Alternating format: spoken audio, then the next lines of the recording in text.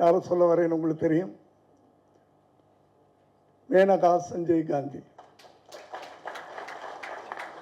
ஒரு திரைப்படத்தின் இசை வீட்டு விழாவுக்கு வந்திருக்கிறார்.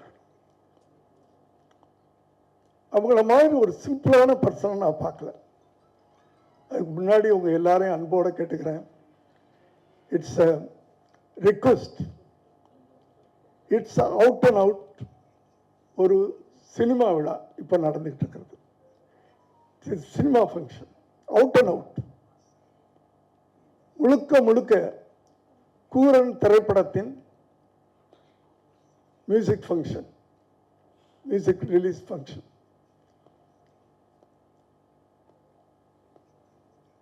We can do pictures, but small budget pictures, to produce small budget pictures, it's very, very difficult. அதை விட